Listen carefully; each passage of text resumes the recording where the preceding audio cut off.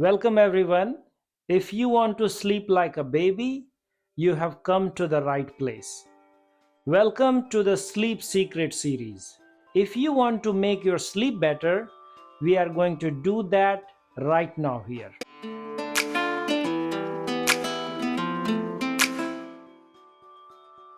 In this video, we will understand how you can sleep like a baby without harmful pharmaceuticals or other sedatives. How? By understanding our physiology of body and body science. One night you don't get a good sleep, next day you truly understand the value of a good sleep. But millions of people aren't sleeping well on a daily basis. Thanks to innovations of late Mr. Steve Jobs and Mr. Reed Hastings, no pun intended. Science shows us that deep, dreamless sleep is where much of our physical healing happens. While the dream phase of sleep, called the REM sleep, soothes and mends our emotional wounds. This means that sleep, along with exercise and diet, could decide whether you'll develop a debilitating chronic joint problem or dementia, or experience emotional issues like PTSD due to lack of emotional healing. A good sleep is the difference between physical illness or mental illness or a good, perfect health. Here is some sleep science and key takeaways. Our body's day-night rhythm, called the circadian rhythm, is influenced primarily by two factors. The first one is melatonin. You all know that, which signals when it is day and when it is night. The second is sleep pressure, controlled by a chemical called adenosine. Adenosine is the currency by which the brain measures how long you have been awake. We will talk about adenosine science later. Maintaining a consistent sleep schedule is priceless. Stick to a regular sleep routine by going to bed and waking up at same time day after day, even on the weekends. I know, I'm guilty of that as well. This helps regulate your body's internal clock and ensures melatonin kicks in at right time every night, irrespective of your location, whether it's your own familiar bed or an uncomfortable and a creepy hotel bed in a strange city. You know what I mean, right? But how does our body differentiate day from night? It's primarily through light, especially the blue spectrum of light, which is also the light that screens our computer, our phone, our iPads gives off. On the solution side, most modern devices do offer tweaks to turn off emissions of blue light. Listen, our bodies possesses sophisticated light receptors not only in our eyes but throughout our body. Sunlight that enters in our eyes sends a signal to hypothalamus. What is hypothalamus? Well, some of you medical nerds might already know that the pituitary gland is called the master endocrine gland. Why? Due to its control over the activity of other endocrine glands and hormones. However, hear this, the hypothalamus acts as the master switchboard, controlling even the pituitary gland, the so-called master gland. So you can call hypothalamus is the master of the master gland.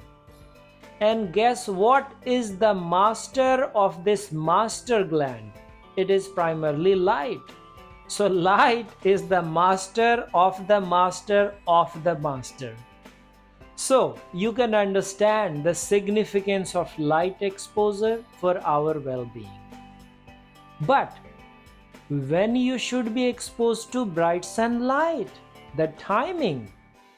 Sun exposure is most beneficial in earlier part of the day. Morning sunlight provides vital time of the day signal to our internal clock.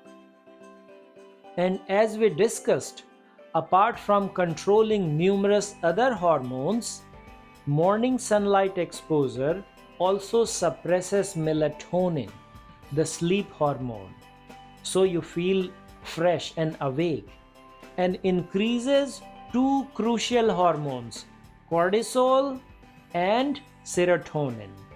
It's a common knowledge that melatonin is one of the most important hormones for sleep, and it's primarily controlled by light.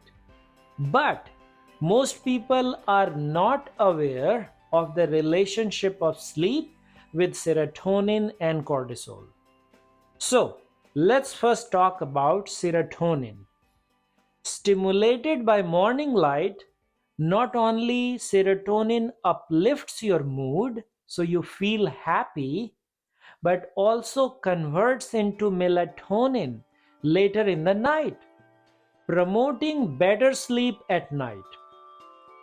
And the second hormone is cortisol, commonly known as the stress hormone. But many people, including me, call it as wakefulness hormone. This is what makes you feel energetic in the morning and prepares you for the stresses of day-to-day life. Here is the link of my video where I have talked more about cortisol. In essence, morning sunlight exposure enhances feel-good hormones, boosts wakefulness, and aids nighttime sleep through melatonin production. Additionally, exposure to sunlight during the day increases the number of adenosine receptors in your brain, making it easier for adenosine to do its job and help you have a deeper sleep at night. If you did not understand the adenosine part, don't worry, we are going to discuss that in the following videos. But inappropriate light at inappropriate time can mess up your sleep. Millions of people have TV screens in their bedroom and they feel very proud.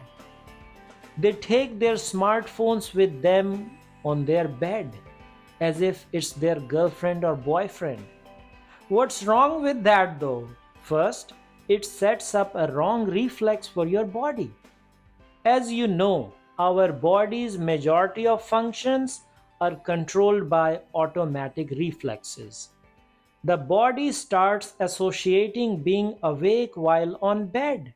You are scrolling through the phone while on bed, and body is keeping track of everything body is seeing.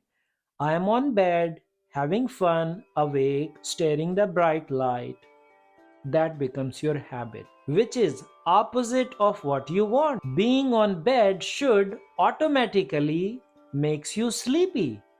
So body automatically know which hormones to turn off and which to turn on so that you can fall asleep right away and maintain a good sleep. But also bright screen emits light, including blue spectrum of light that confuses our internal clock, signaling that it is still daytime. And no wonder you cannot fall asleep or maintain a good sleep. Many patients, including many of my family and my loved ones, tell me that they cannot fall asleep until they watch YouTube or some TV while on bed. Sounds familiar?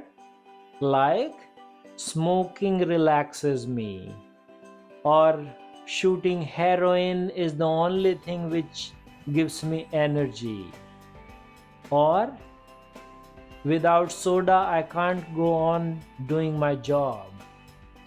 So, you get the message. Avoid electronic screens for at least 1 hour before bedtime. Blue light filtering glasses, like I have, settings in your computer and apps may also help you partially. It's a fact that majority of us in the modern world are suffering from light deficiency during the day due to our indoor lives.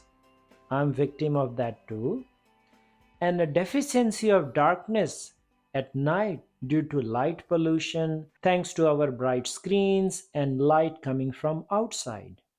So, get plenty of sunlight during the day and ensure a pitch black darkness in night starting from your pre-bedtime to early morning. If you have a smart lighting system, you can set your system to turn your lights gradually with increasing intensity 30 to 60 minutes before you wake up. That helps you wake up feeling fresh and energetic. How? By, as we discussed, boosting morning cortisol and serotonin. Moderate and high intensity exercise and food also means daytime for our brain and body. This means having a hearty breakfast and lunch and a very light dinner, or perhaps skipping dinner altogether, is very good for your sleep. Aim for dinner about 3 to 4 hours before bedtime and avoid more than relaxing physical activity. We will discuss your diet, your activity, and how it affects your sleep in our next video. Namaste. Stay blessed. Namaste. Adios. Zaizan. Khuda Hafiz. Alvida.